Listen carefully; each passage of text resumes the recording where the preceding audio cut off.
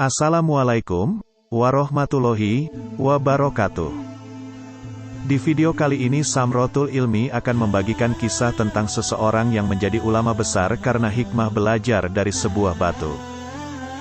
Para santri di pondok pesantren tentu tak asing dengan nama Ibnu Hajar al-Asqalani. Ulama ini mengarang sejumlah kitab yang senantiasa dijadikan referensi atau dipelajari di pondok pesantren. Kitab yang dikarangnya antara lain Fathul Bari, Bulughul Maram, Tahdzib al-Tahdzib, dan lainnya. Nama lengkapnya adalah Ahmad bin Ali bin Muhammad bin Kinani al-Asqalani. Namun, ia lebih dikenal dengan Ibnu Hajar al-Asqalani. Semasa hidupnya, ia dikenal sebagai seorang ahli hadis. Karyanya yang berjudul Fathul Bari, Kemenangan Sang Pencipta, merupakan syarah, penjelas atau komentar atas kitab sahihnya Imam Bukhari. Oleh banyak ulama, karya Ibnu Hajar tersebut disepakati sebagai kitab penjelasan yang paling detail yang pernah dibuat. Ibnu Hajar dilahirkan pada tahun 773 Hijriah dan wafat pada tahun 852 Hijriah. Mengenai tempat kelahirannya, ada beberapa pendapat. Ada yang menyebutkan ia dilahirkan di kota Asqalan, Palestina. Versi lain menyebutkan bahwa ia lahir besar dan meninggal dunia di Mesir. Ibnu Hajar digambarkan sebagai sosok yang mempunyai tinggi badan sedang, berkulit putih, muka bercahaya dan berseri-seri, bentuk tubuh indah, lebat jenggotnya, serta pendek kumisnya. Dia juga memiliki pendengaran dan penglihatan yang sangat baik. Giginya tampak kuat dan utuh serta mempunyai fisik yang kekar dan kuat.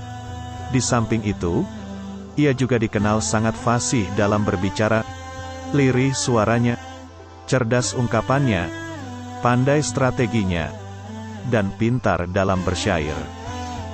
Dalam buku 60 biografi ulama salaf karya Syekh Ahmad Farid, disebutkan bahwa Ibnu Hajar tumbuh dan besar sebagai anak yatim piatu. Ayahnya meninggal ketika ia berumur 4 tahun dan ibunya meninggal dunia ketika ia masih balita. Sepeninggal kedua orang tuanya, ia diasuh oleh kakak tertuanya, Az-Zaki al-Harubi. Ketika sang kakak memutuskan berhijrah ke Makkah, Ibnu Hajar turut serta.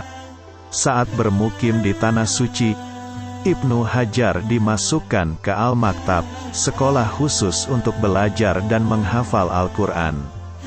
Ia saat itu baru menginjak usia 5 tahun. Salah seorang gurunya di Al-Maktab adalah Syamsuddin bin Al-Alaf yang saat itu menjadi gubernur Mesir. Guru lainnya adalah Syamsuddin Al-Atrusi. Akan tetapi, saat menimba ilmu di Al-Maktab, Ibnu Hajar belum berhasil menghafal Al-Quran.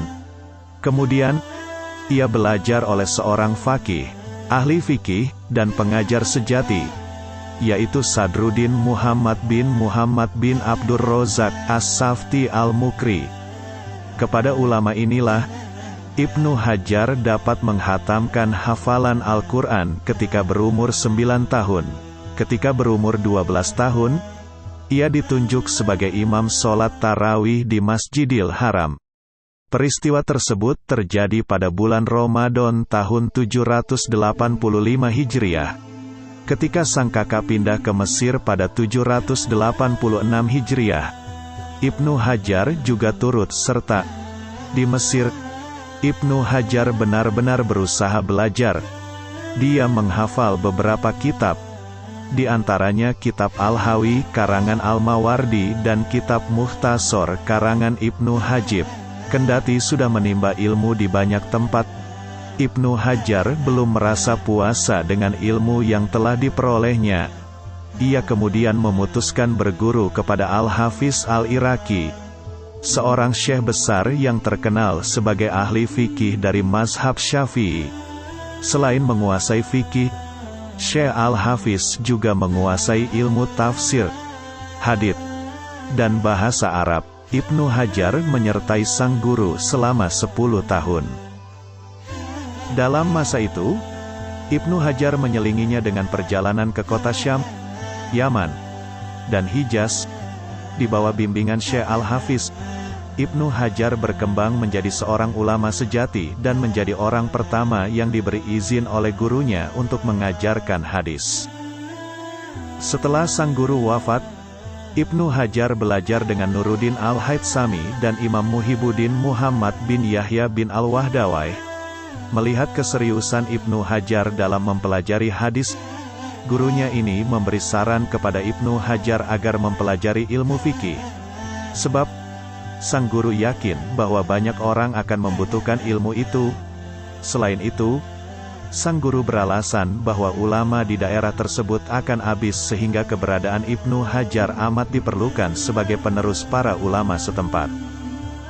Menjadi kadi, setelah mendapatkan berbagai bidang ilmu pengetahuan, Ibnu Hajar memutuskan untuk kembali ke Mesir dan menetap di sana hingga akhir hayatnya. Selama bermukim di Mesir, ia tercatat pernah menjadi kadi, hakim, selama kurang lebih 21 tahun. Beliau adalah seorang hakim yang menganut mazhab Syafi'i. Selain itu, Ibnu Hajar juga menjadi syekh dari para guru hadis dan mengajarkan ilmu fikih di beberapa tempat di negeri Mesir. Ia juga kerap diminta naik mimbar sebagai khatib di Masjid Amru bin Esh dan Masjid Al-Azhar. Ibnu Hajar mengundurkan diri dari jabatannya sebagai seorang kadi begitu terpilih untuk yang ke-6 kalinya pada tahun 852 Hijriah. Tak lama berselang, ia jatuh sakit di rumahnya.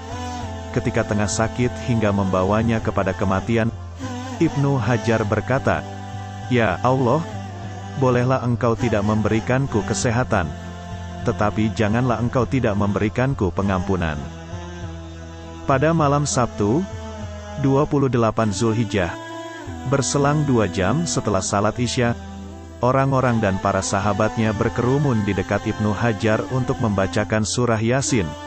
Ketika sampai ayat ke-58, keluarlah roh dari jasadnya. Berita wafatnya sang ulama ini menimbulkan luka mendalam bagi warga. Mereka menganggap hari itu merupakan hari musibah yang sangat besar.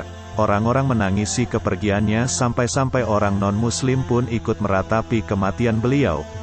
Pada hari itu, pasar-pasar ditutup demi menyertai kepergiannya. Para pelayat yang datang pun sampai-sampai tidak dapat dihitung. Semua para pembesar saat itu datang melayat. Semoga kita selalu dilindungi dan diberkahi oleh Allah Subhanahu wa Ta'ala. Dan semoga kita semua termasuk dalam golongan ahli surga. Amin ya robbal alamin.